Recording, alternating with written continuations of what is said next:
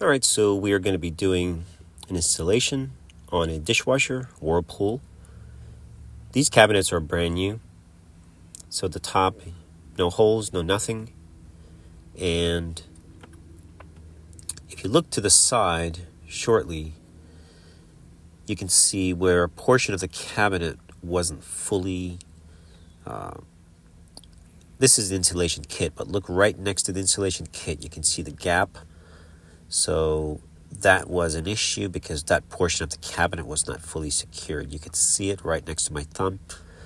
So this is an install kit, and you want to make sure that you use one of these when you have countertop other than Formica or wood. And you want to make sure you have your pilot holes, small drill bit, nice and easy. Don't go crazy all the way in.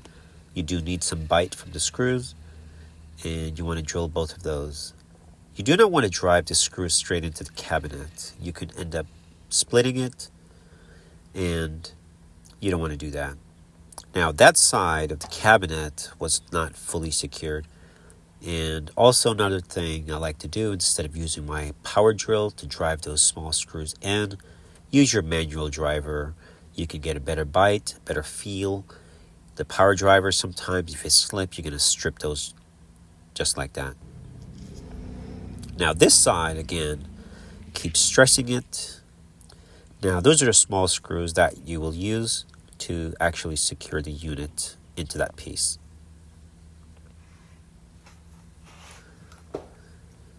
And so now what you want to start to do now is take a look at where the holes, the bottom is already drilled. The bottom is going to be for your water supply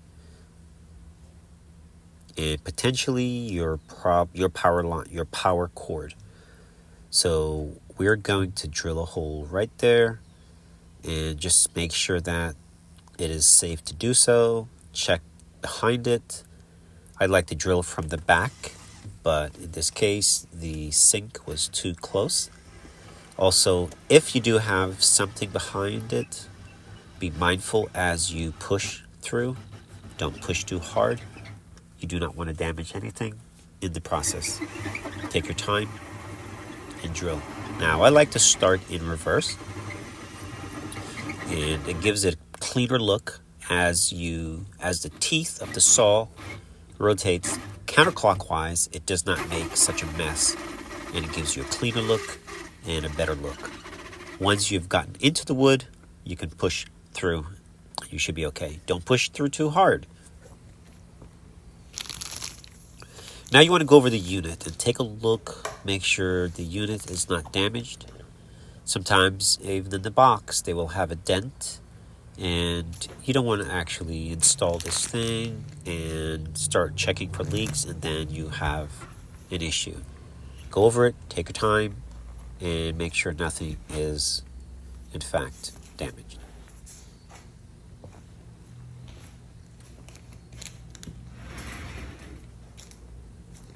So, looks good. So now, 5/16 screw, we're going to be removing the kick panel. Now pay attention to how it comes off. You have two tabs up top, like little hooks. And pretty much the foam folds under. It's your sound dampening foam, keeps all the sound. So it folds up so that you'll have an idea how to put it back.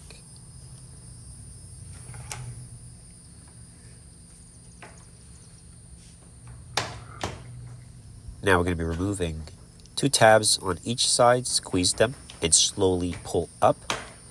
Don't yank. The wire is short and you'll have to disconnect. That's your float sensor switch.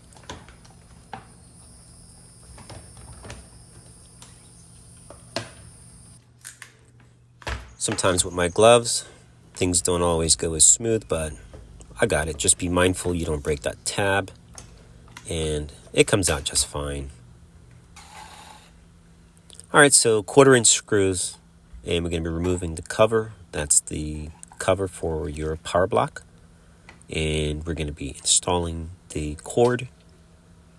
Now this cord came as a kit, and it does have its own cord restraint, but those are just plastic, they're garbage, so I don't use those. Fast forwarding, we're going to be removing it, and we're going to be installing the proper metal cord restraint, which will be more secure and it's better.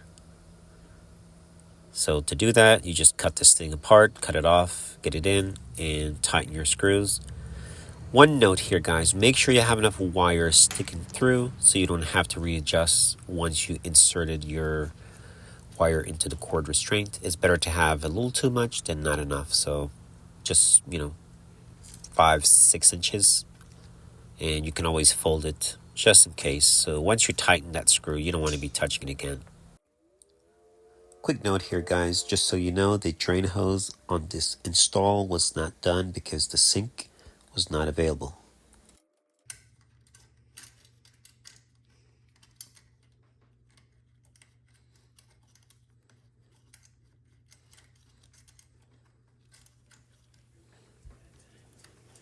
So we're just getting the cord restraint more secure, and just make sure you have enough wire so you don't have to readjust. And we're using a needle nose just to snug the nut and give you a nice close-up here. Pretty much what we're going to do is just tighten them down the ground screw first. And you want to make sure you get the wire, if they're single strand, twist them together, or if you want to solder them, you can. And start with the ground screw first, get that out the way.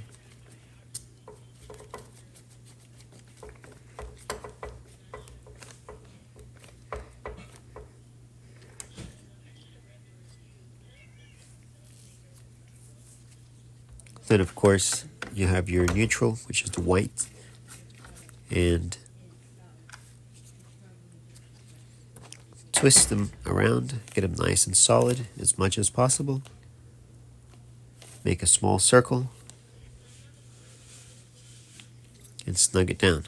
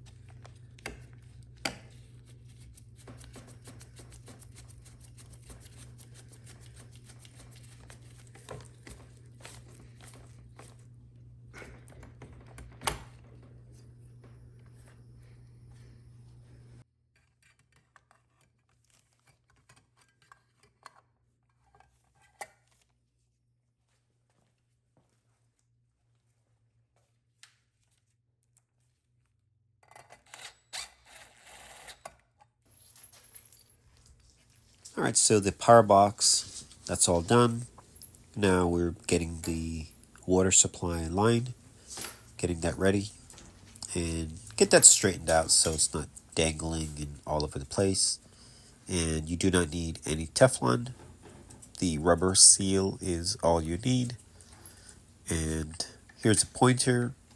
Once you have established where your sink is, you want to keep the water line somewhat parallel, pointing in that direction that your sink or your water supply is. It's not good to have it twisted and all over the place, so just keep that in mind. Make sure it's nice and snug, And you can actually connect the water and check for leaks before you actually start the unit. So just make sure it's nice and tight. My thing wasn't connecting. It took longer than it actually did. So we're going to be running our water line, which is the stainless, and it's going to be ran under the dishwasher itself, not under the legs, and get that ready for routing. And also your power line, or your power cord I should say. Now it's time to reconnect the float. Just be mindful, the wire's not that long, so you don't have a lot of give, so be mindful. And slides in, and once you slide that in, it's time to put the cover back on. Now normally I wouldn't put the cover on. I would wait until I can make sure there's no leaks or anything. In this case, the kitchen is actually not totally finished, so I will show you how to do it. Plus it's nice angle to show you how the foam part goes in, goes up and under. And then you have two tabs on the left, upper left, and upper right. Well, total of two tabs. And you slide the kick panel up, and then you secure it with two screws. Those screws are 5/16. And we're just going to snug them for now.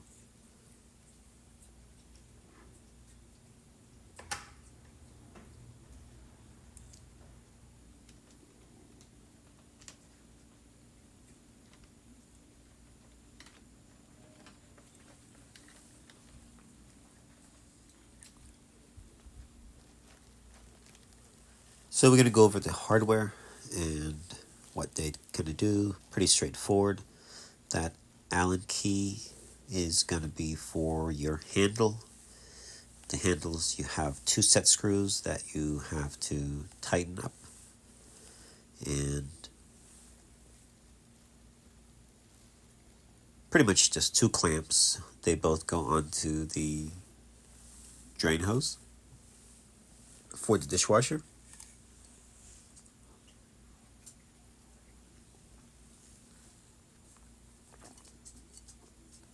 The smaller clamp goes onto the dishwasher portion.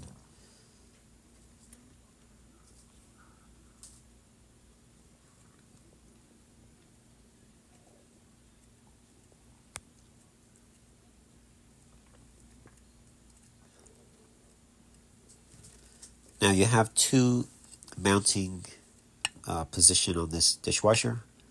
Whirlpool gives you two options, inner or outer. And other than that, you can actually choose where you want to place them. Now, the inner, it depends. Sometimes you might want to bring it towards the inner part, so your decision is your decision.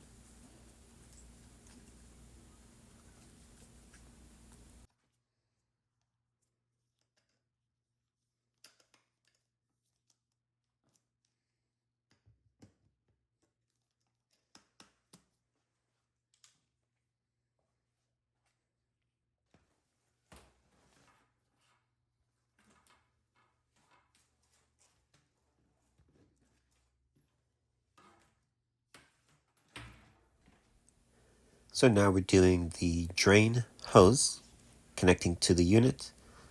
Now keep in mind when you lay these units down, you might have some water on the floor, so keep that in mind. And if you see water, it's not a big deal. You do have some water that are in the sump and also in the side assembly. Sometimes it will leak out. It's no big deal. Don't be alarmed. Just put a towel down just in case. Now, you want to get your clamp down as far as possible so that it doesn't impede you sliding that piece up. Now, when you slide that onto the dishwasher drain, be mindful, hold the assembly in your hand just so you don't apply too much force to it, and just going to support it just a little bit as you get it in place. Try and get it all the way up and secure it with the clamp.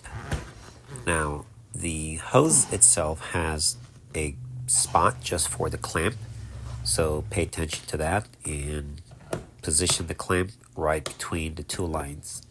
That's where it needs to be.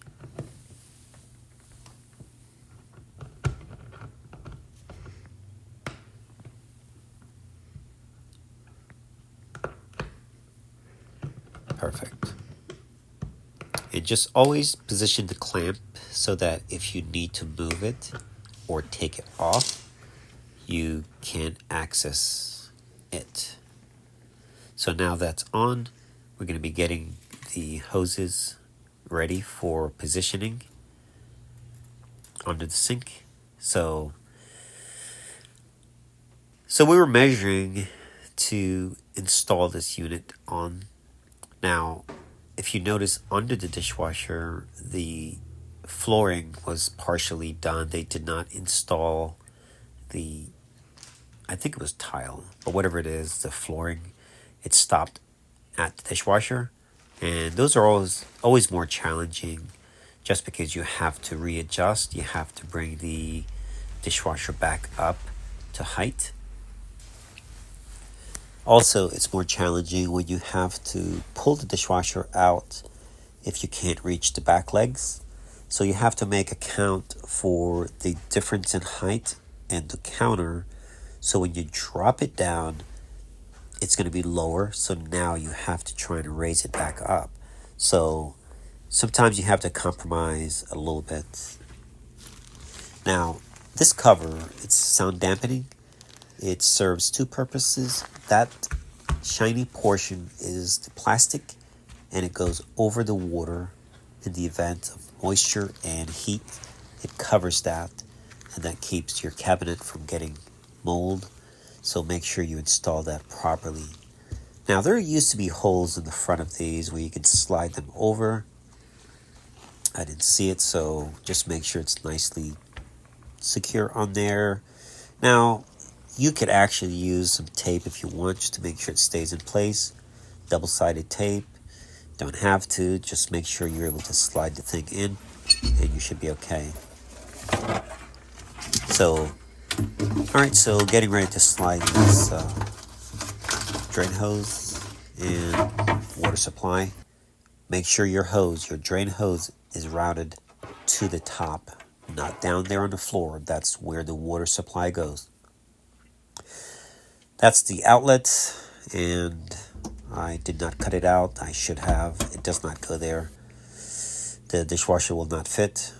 In fact, I'm measuring now because I was having some... I was thinking about it, and I said, man, maybe it's not going to fit. That's where the customer had it, and then I was able to get a hold of him, and he said there was another outlet under the sink. So that's where we actually ended up putting the dishwasher.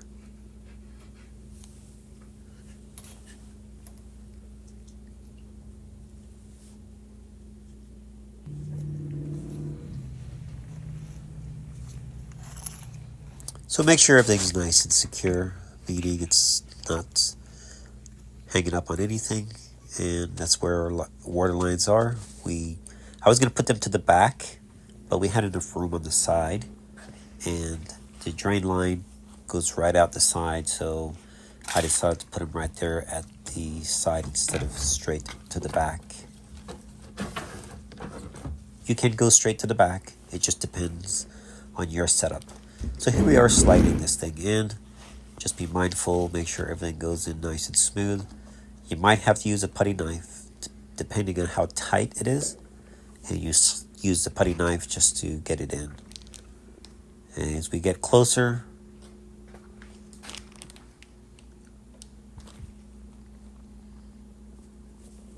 so shortly I'll be pulling it back out and reposition.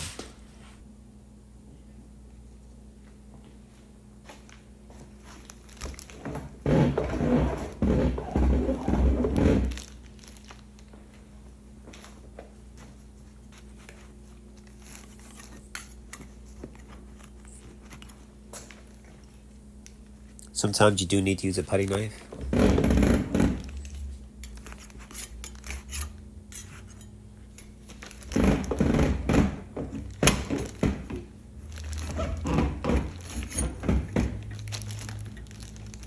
And that's the plug. That's the outlet. So I left it in just in case. So let's remove that.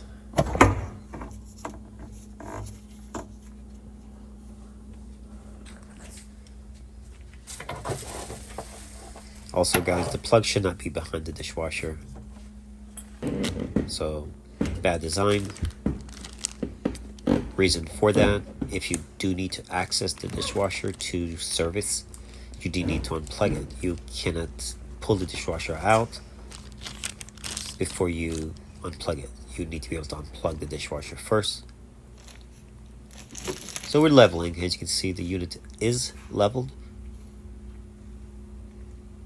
Now, a portion of this cabinet was not done and needed to be secured. I did touch base with the homeowner in that regards. I didn't show it on the video. It wasn't a part of the install, but it definitely was not fully adjusted on the side, so they need to deal with that. And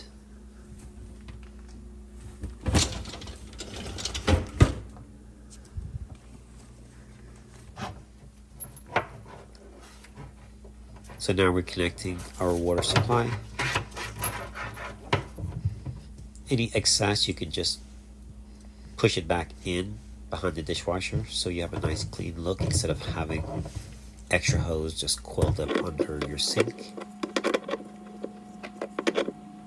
Be mindful when you're tightening. Always hold the other portion, copper, the connection. Don't exert too much force on those pipes, just in the event. Just be mindful.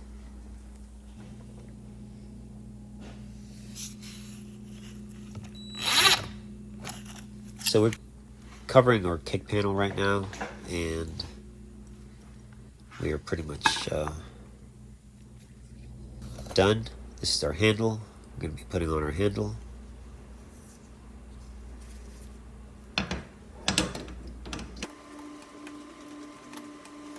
Now we have a slight gap under the cabinet.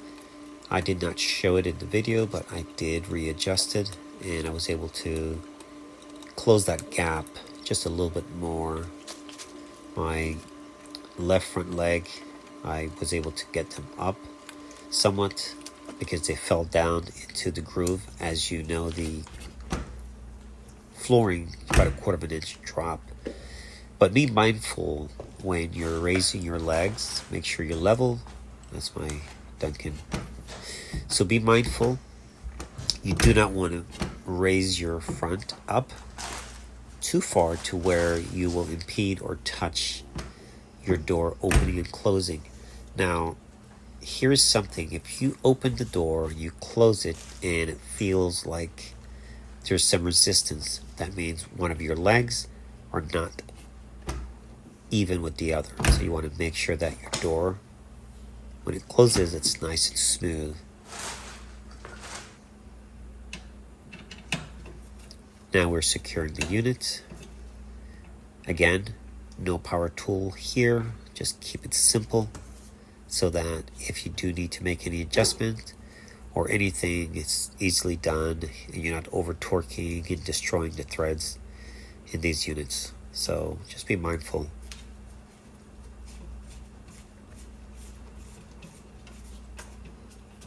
And again, guys, keep in mind, you do not want to put any holes into your countertop. Alright, so I think we're pretty much done. Thanks for watching, and don't forget to like and subscribe.